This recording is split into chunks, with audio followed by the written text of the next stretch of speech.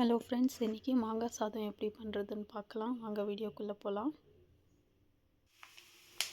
முதல்ல வேர்க்கடலையை நான் எண்ணெயில் வறுத்து தனியாக எடுத்துக்கிறேன் ஃப்ரெண்ட்ஸ், செப்பரேட்டாக எடுத்துடுறேன்.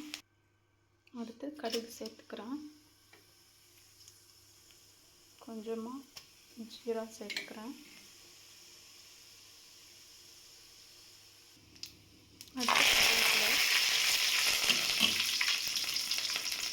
3 பச்சை மிளகாய் சேர்த்துக்கிறேன். அடுத்து ஒரு பூண்டு நான் இடித்து வச்சுருக்கேன் ஃப்ரெண்ட்ஸ், இதையும் சேர்த்து வதக்கலாம். அடுத்து வெங்காயம், அடுத்து துருவின மாங்காய், இது ஒரு பாதி மாங்காய் நான் துருவி எடுத்துருக்கேன், இதையும் சேர்த்து வதக்கலாம். ஃப்ரெண்ட்ஸ், மாங்காய் இந்தளவுக்கு வதங்கியிருக்கு. வதங்கினதுக்கப்புறமா எனக்கு தேவையான அளவுக்கு உப்பு எடுத்திருக்கேன், மஞ்சத்தூள் எடுத்திருக்கேன், கொஞ்சமாக இந்த வெந்தய பவுடர் எடுத்திருக்கேன், அதுக்கப்புறம் பெருங்காயத்தூள் கொஞ்சமாக எடுத்திருக்கேன். இது எல்லாத்தையும் சேர்த்து இதையும் வதக்கிக்கலாம்.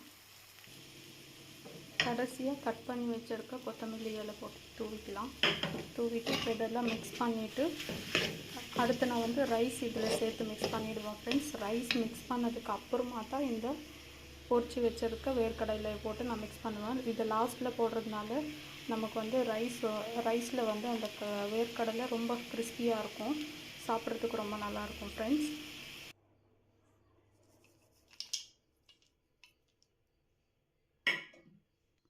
சூப்பரான மாங்காய் சாதம் ரெடி ஆகிடுச்சு ஃப்ரெண்ட்ஸ். இப்போ சாப்பிட்றதுக்கு இது ரெடியாக இருக்குது.